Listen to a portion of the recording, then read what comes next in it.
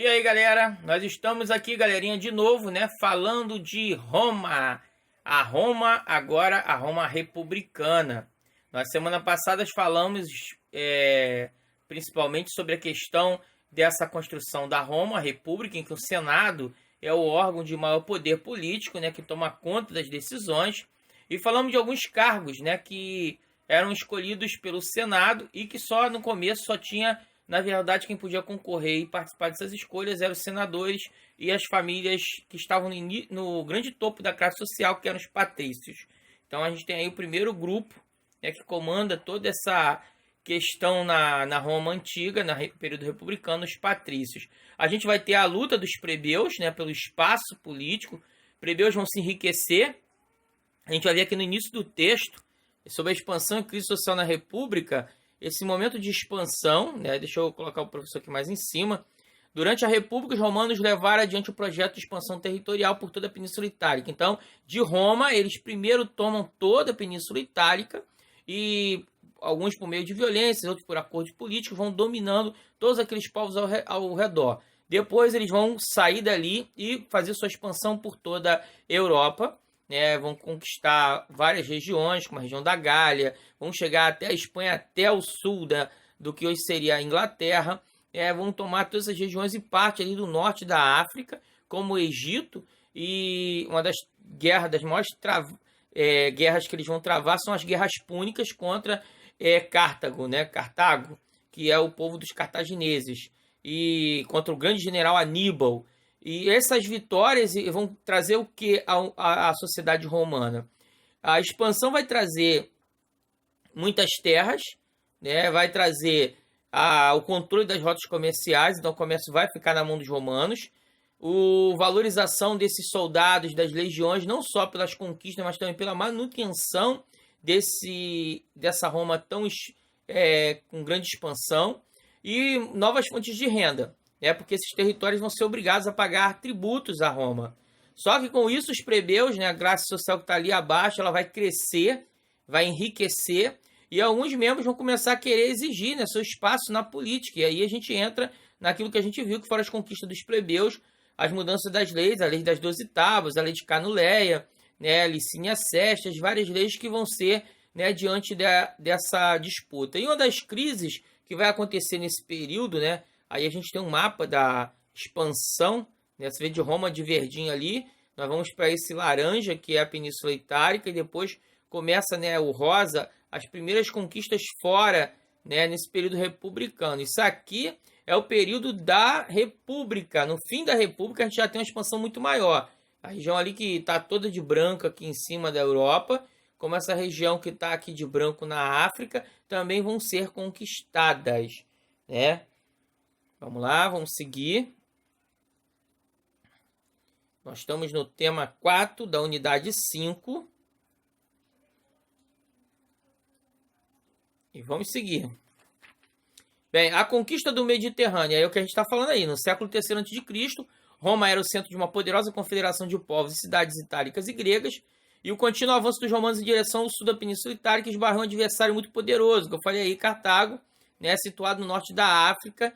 Essa foi uma colônia fundada pelos fenícios, pertencia àquele grupo que a gente já estudou, né, anteriormente, no século IX a.C. Hoje seria perto da cidade de Tunis, capital da Tunísia.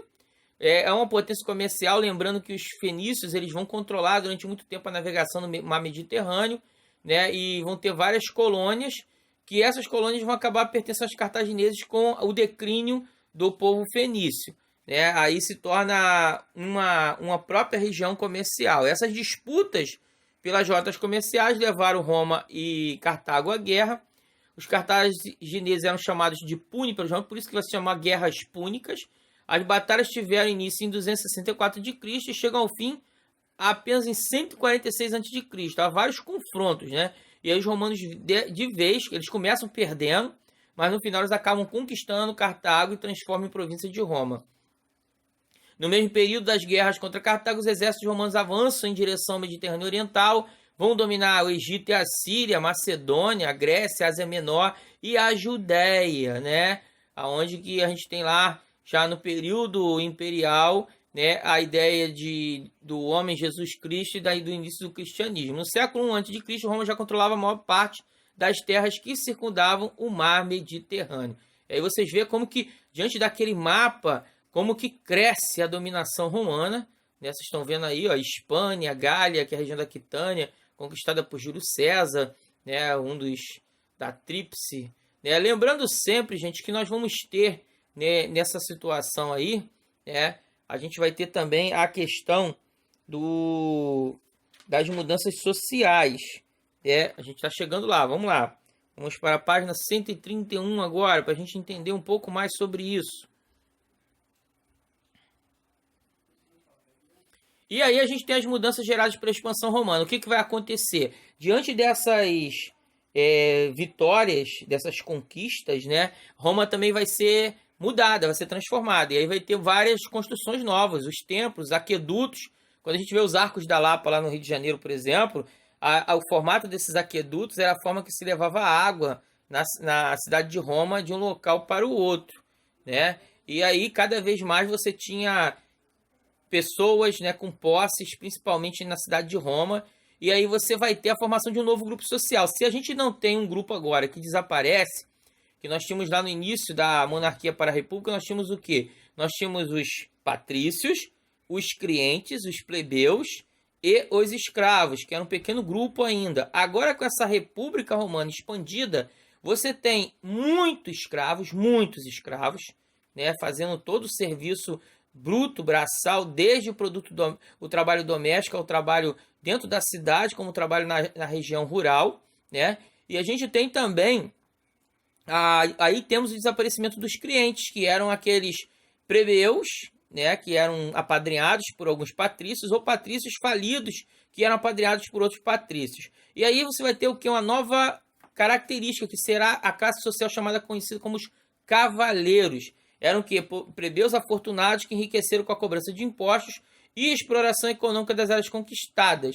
E por quê? Porque esse cavaleiro era aquele cara que ascendeu militarmente nas legiões, e quando alguns grupos vão se fixar para dominar essas regiões e cobrar impostos e manter a dominação romana, esses grupos vão se fixar. Vocês vão ver, por exemplo, no filme Pompeia, você vai ver um grupo, por exemplo, que controlava aquela cidade de Pompeia. Bem, diante disso, né, a quantidade de escravos vai ser um grande aumento devido à dominação, né, dos povos, vários povos, que aí você vai ter um grande acesso de escravos, né, e você vai ter grandes propriedades, os grupos mais ricos, né, e aí vai travar-se também uma guerra pela questão da terra. Bem, você tem o espólio da guerra, vai gerar, né, uma disputa sem fim entre esses grupos. Tá aí a questão do escravo, como que funcionava a vida do escravo aí, ó. O escravo podia ser vendido, alugado e até mesmo morto pelos próprios donos. No entanto, também podia acumular riquezas e comprar sua liberdade. Quando libertos, permaneciam ligados aos antigos donos, recebendo proteção em troca de certas obrigações. Além disso, diferentemente do que acontecia na Grécia, em Roma, os libertos podiam se tornar cidadãos. Claro que isso é num momento mais para frente, tá? No período imperial, em que o imperador ele podia dar essa condição. Quem já assistiu o filme Gladiador vai lembrar que aquele que era dono do espanhol, né? Ele tinha se transformado em cidadão romano por ter ganhado do próprio imperador esse direito, né? E aí acontecia isso, essa cidadania. Então o escravo podia ascender a essa posição. Mas a vida do escravo não era fácil. Tanto é que a gente vai ter algumas revoltas escravas, né, nesse período aí. Vamos lá. Nós falamos aí, né, aí nós temos uma imagem, né, um comércio de almofadas sendo vendidas. E aí você tem compradores, escravos e pessoas aí vendendo, né? Vamos agora para outra parte aqui da página 132, em que nós vamos ver as rebeliões escravas. Primeira situação de crise que começa nesse período republicano são as rebeliões escravas, que vão ser várias, né? Vão ocorrer aí entre 136 e 132 a.C. E são várias revoltas que vão ser violentamente reprimidas. depois vai ter outro período de várias revoltas, também principalmente nessa região. E depois vai ter, né, um grande exército, e aí sim a revolta escrava mais famosa, que vai ser ocorrida em 73 a.C., onde nós vamos ter a grande imagem de Espartaco, um escravo gladiador. E aí, lembrando sempre dessa figura, né, mitológica do mundo romano, os gladiadores eles podiam ser escravos como livres, né, prisioneiros de guerra condenados à morte, ou criminosos. Então, esses homens eles viviam lutando nas arenas romanas, entre si ou com animais, por vezes até a morte.